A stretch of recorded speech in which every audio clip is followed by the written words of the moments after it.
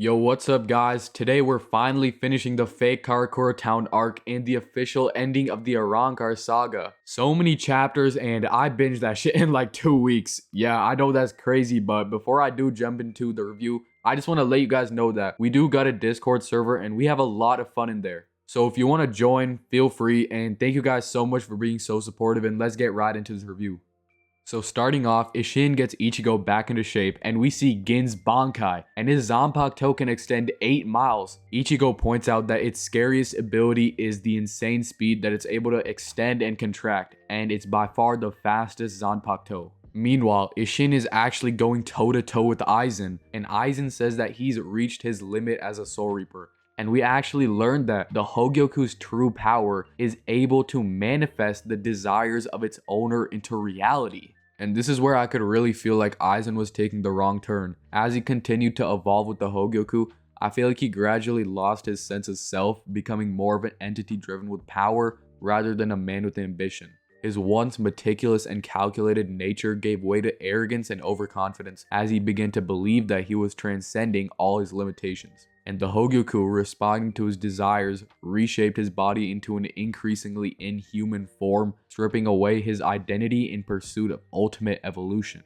He begins to evolve and then gets sniped by the man himself, Kisuke Urahara, and it's safe to say that they have some serious beef. And I love how we see that Urahara is actually outsmarting Aizen, because Aizen himself has stated that Urahara is smarter than him, and getting Aizen to admit that you're better than him is a feat in itself. And Aizen goes into the first stage of his evolution, and he's in like an all-white suit with purple eyes, and he low-key looks like a Pokemon or some shit. And Yoruichi pulls up with Urahara's special iron armor, but it doesn't make the situation better because Aizen just breaks it like it's nothing. Ichigo, on the other hand, has his hands full with Gin, and Gin points out that the fact that Ichigo may have truly given up, and he seemed scarier when he first encountered him during the Soul Society arc. And I don't even blame Ichigo for being scared, because he is literally seeing some of his strongest allies continue to struggle and even land a hit on Aizen. And he's expected to somehow defeat Gin and then defeat Aizen. He must have some insane pressure on his back, being the last hope of the Soul Society. And we gotta remember that he's only 15 years old, and he was literally in high school just a little while ago. One thing I want to point out here is Gin's actions. It seemed like he was trying to protect Ichigo in some sort of way, because let's be honest, he could probably kill Ichigo easily if he wanted to, especially since Ichigo is feeling so scared and his will to fight is actually lost. He also tells Ichigo to run away, which I found strange. Before he attacks Ichigo again, Aizen actually stops Gin, and Yoruichi, Urahara, and Isshin are all done. Gin opens the Senkaimon, and Aizen does the biggest mistake a villain can ever do.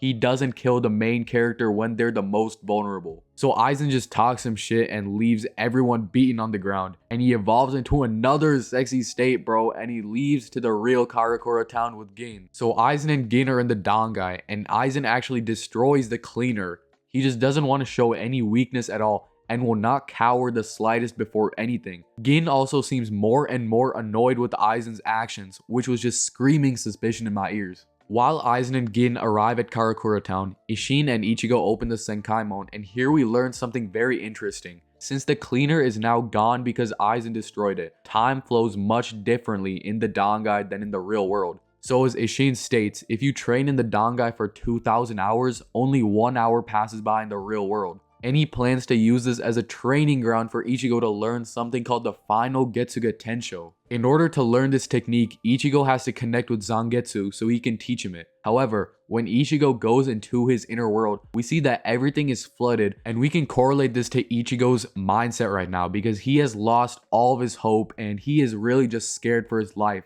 which is why his inner world seems so flooded. And because this is Ichigo's first time entering his inner world in his Bankai state, the person he is seeing is actually Tensa Zangetsu, not Zangetsu. And he will not teach Ichigo the final Getsuga Tensho, because what Ichigo wants to protect is not the thing he wants to protect. This really got me curious what this technique could be, and I love that this is more self-discovery for Ichigo. It makes sense to me that he grows stronger every time he learns an aspect about himself, and that his power-ups are not just random and they actually have significance to his character rather than just getting stronger through normal strength training. Meanwhile, Aizen's just aura farming in Karakura Town, just erasing people left and right by being too close to them, and he runs into Ichigo's classmates. And as I said in my previous video, I just really don't understand why they exist. I know I might be too harsh on them, but when I'm witnessing the final showdown between Aizen and the Soul Society, come on, I don't want to see these characters, except Don Kanonji.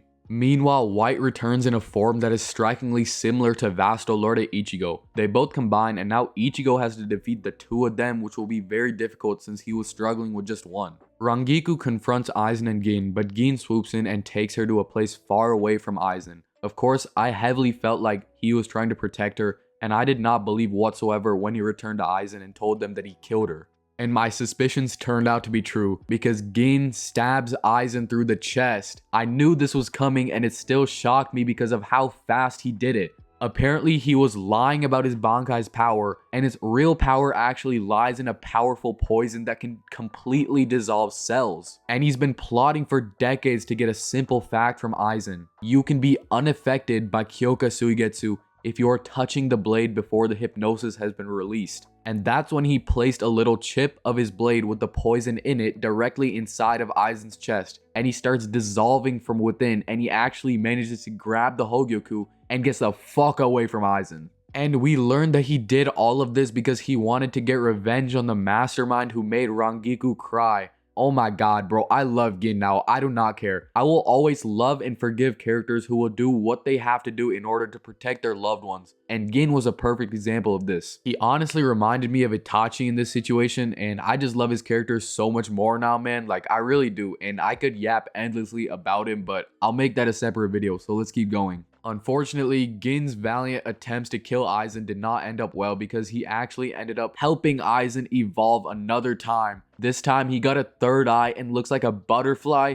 and he just ends up slicing Gin's arm off and stabbing right through him. And Aizen's about to continue with his plan and his rampage, but then guess who shows up? Ichigo! And don't even get me started on the drip. His hair got longer, he got taller, his chains wrapped around his arm which connects to his sword, oh my god. And he's a completely different person right now. He's just so calm, and he's able to sense that his sisters are okay. And damn bro, he just got aura, and it's interesting that everyone can feel this insane pressure from Aizen, but they feel absolutely nothing from Ichigo. Even Aizen can't sense Ichigo. And Gin on his deathbed looks at Ichigo, and he's able to pass away in peace knowing that he has the look of a man in his eyes, and he's going to be able to finish off Aizen for good. Rest in peace Gin, man, one of my favorite characters in the series, and I'm definitely adding him to the list of characters who need a character analysis video. And Ichigo's just like, yo Aizen, let's move this battle somewhere else. I don't want to fight here. And Aizen starts yapping about how only someone who has the power level to match him has the right to order him around. But he gets cut off because Ichigo fucking palms his face and moves Aizen to the battleground himself.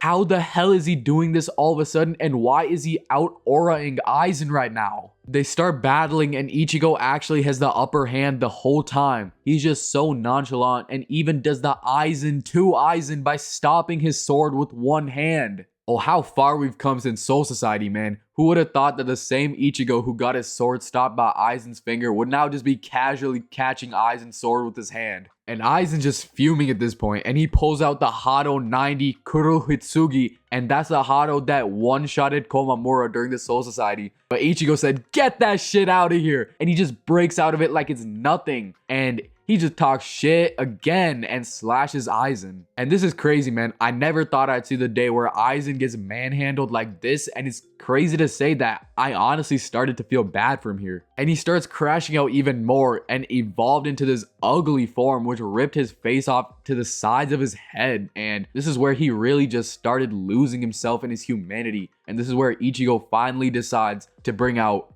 the final Getsuga Tensho. We see in a flashback in Ichigo's training with Tensa Zangetsu and White that in order for him to learn this technique, he actually had to get stabbed by Zangetsu's blade and accept him. And the thing that Zangetsu wanted to protect was actually Ichigo, which told me that using the final Getsuga Tensho would have some serious consequences on Ichigo, which was the reason Zangetsu didn't want to teach it to him. And the technique actually requires that Ichigo become Getsuga himself.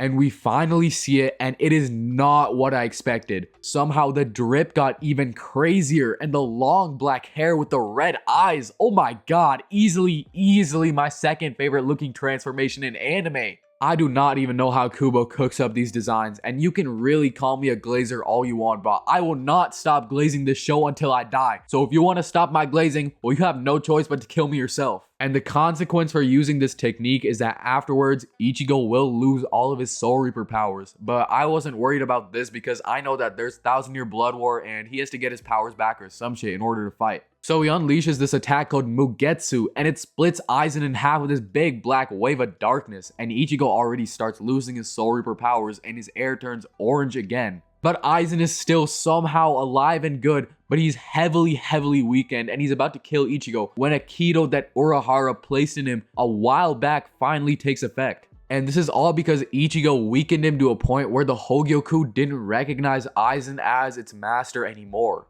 And he starts reverting back to his human-like form and starts crashing out at Urahara, calling him a coward and how he despises him, and even asks him how he would obey the Soul King. Urahara's just like, Reo keeps all the worlds together, and without him we would all be dead. But Aizen just can't agree with that philosophy, and before he can keep yapping, he finally gets sealed.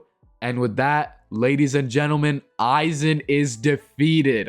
I never thought those words would come out of my mouth. So with that and some post-battle recovery, we have finally completed the fake Karakura Town arc and actually completed the Arrancar saga. And this has been such a journey, and this arc has just kept Bleach at such a strong position at my #1 ranked anime, tied with One Piece. Thank you all so much for the support, and we're off to Fullbringer. Stay blessed, everyone.